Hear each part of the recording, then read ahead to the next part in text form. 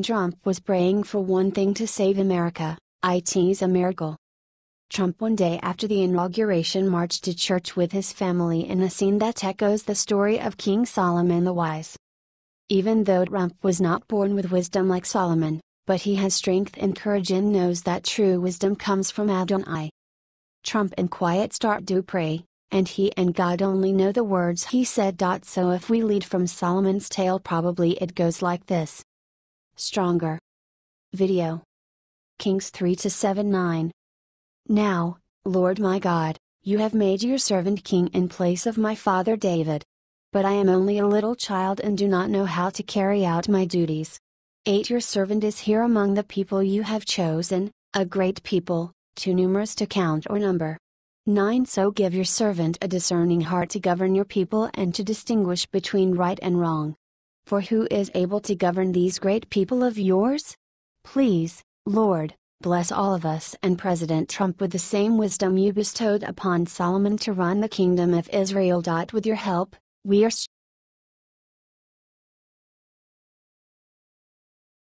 Obama scandal just erupts in federal court. He won't be able to avoid this gargantuan lawsuit. Judicial Watch has proceeded with its constant push to convey responsibility to the administration. In the course of recent years, and particularly with the expansion of Hillary Clinton to the Obama organization, there has been sufficient defilement to give all-day work to scores of attorneys and agents for quite a long time to come. It's a declaration to the quality of our republic that we have survived the misgovernment these individuals have exacted on us. We're very acquainted with the Obama White House's asserted keeping an eye on individuals from Donald Trump's campaign team and different adversaries of the Democratic Party. It has moved toward becoming an incredible bazaar.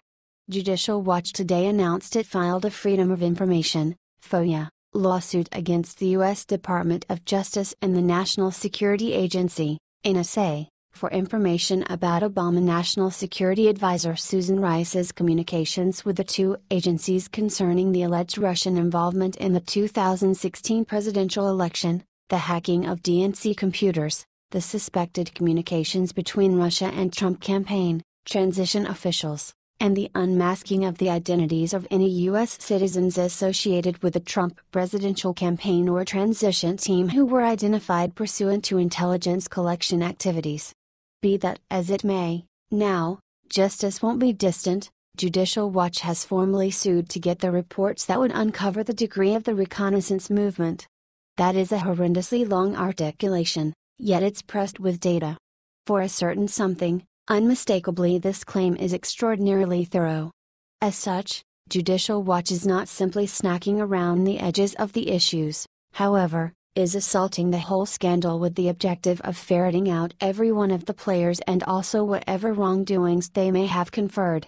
We want to know about the Obama White House involvement in the unprecedented spying on Donald Trump and other political opponents, said Judicial Watch President Tom Fitton. This intelligence operation may have led to the illegal unmasking of Americans and the leaking of intelligence information to foment the story of Russian hacking of the DNC and sinister Russian influence on Trump and his associates. The Trump administration has an opportunity to expose what the Obama White House was up to. Given the seriousness of some of those claimed wrongdoings, it's nothing unexpected that the administration is attempting to sit on this data. On the off chance that doubts end up being valid, criminal arraignments will clearly take after. Not just that, the respectability and open trust of our intelligence offices, as of now having taken a hit, will be additionally harmed. This is the situation that could very well tear things wide open, America. The main question now is, will Obama ever be rebuffed for keeping an eye on us? What do you think about this? Do not hesitate and write your thoughts in the comment section below. Thank you for reading. H.T. Judicial Watch.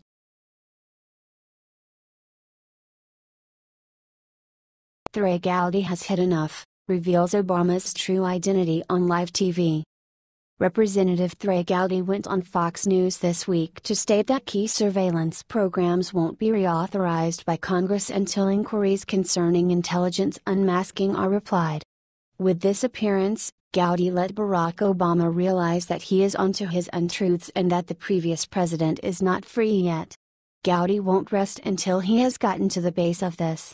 At a House Intelligence Committee hearing yesterday in the Russia investigation, Gowdy asked previous CIA Director John Brennan about the issue. Gowdy told Bill Hemmer toward the beginning of today that he and different administrators still need more data on the techniques for unmasking the identities of Americans grabbed in foreign surveillance by U.S. intelligence agencies.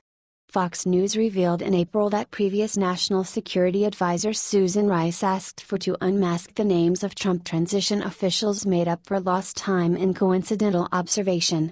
The data was then purportedly disseminated to top insight and national security authorities. Gowdy said, "That is a privilege to be able to request that a U.S. person's name be unmasked. I want to know who's making the request, and what is the evidentiary basis of that request. And if it's late in your tenure, like the day before you leave office, that should send off alarms and sirens in your head as to why that person did it." Gowdy said key parts of the Foreign Intelligence Surveillance Act won't be re-established before they terminate at year-end unless the American individuals are fulfilled that their security is going to be safeguarded. Solicited whether there is evidence from the Obama administration abusing the unmasking methods, Gowdy said the matter should be taken a gander at further. Gowdy said he's as yet sitting tight for answers about what happened late in the Obama administration, yet is not blaming the previous president for spying on the Trump team.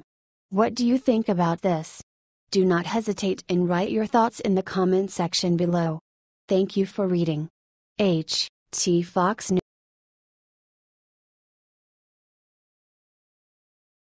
Breaking: Paul Ryan will be replaced, guess who takes his seat? The entire healthcare fiasco has been quite a bad thing for the Republicans. It was pulled right before yesterday's voting. There was not enough support needed to be able to pass. Now, it seems more and more like Paul Ryan may be resigning his Speaker of the House position. President Trump has been mostly silent about the most recent revelations, including the unsuccessful bill. But his administration did leave this as an answer to Paul Ryan. This is one more example of the staff not working suitably for the president and the faulty speakership of Ryan. This pops into question yet again the Speaker's determination to support Donald Trump and his plan. Speaker Ryan showed today that he does not have the best intentions of the president at heart. He sold out the president and proved that his word can be taken with a grain of salt. There is only one thing left to do that ought to be taken to move beyond this catastrophe, and that is the quick replacement of Paul Ryan from the speakership. The removal of the speaker has to be voted upon, which means Trump is unable to just fire him from his position. Nevertheless, if President Trump could gather enough support for a particular person to replace Ryan, he could have a real shot. That is where Trey Gowdy steps in. He has been tearing it up in the hearings concerning Comey and the FBI. He might be a brilliant replacement for Ryan. He is already familiar with the ins and outs of the House, and has proven that he is prepared to follow President Trump. If you think Trey Gowdy should replace Paul Ryan as Speaker of the House, share this.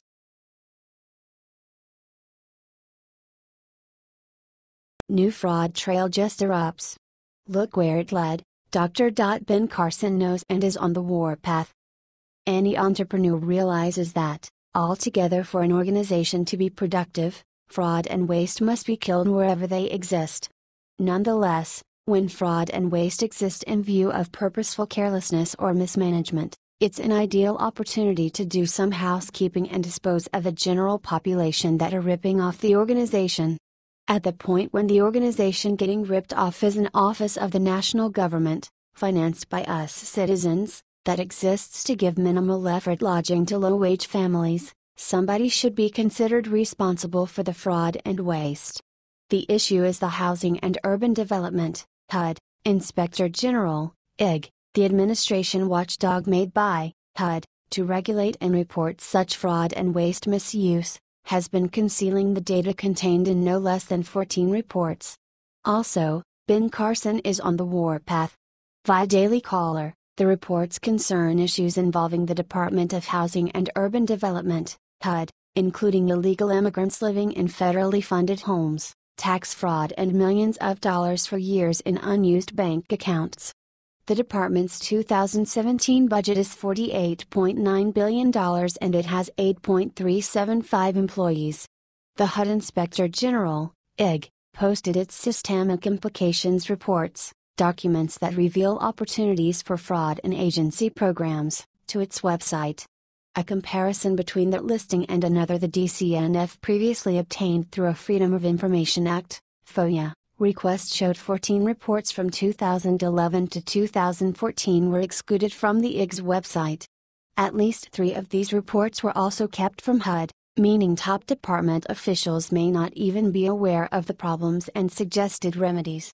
One unreleased 2011 report found that 1,300 fugitives, including rapists and murderers, were illegally living in HUD-funded homes, and local authorities managing the properties refused to evict them, the DCNF previously reported.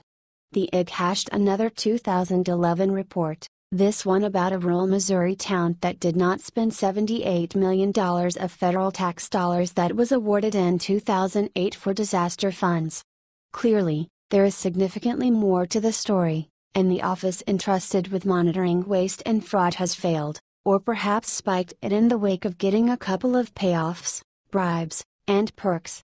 Whenever there are criminal activities happening in the administration, discover who is benefiting from it and you have your guilty party. The HUD got to be on Ben Carson's rundown of individuals to examine next. What do you think about this? Do not hesitate and write your thoughts in the comment section below. Thank you for reading. The Gateway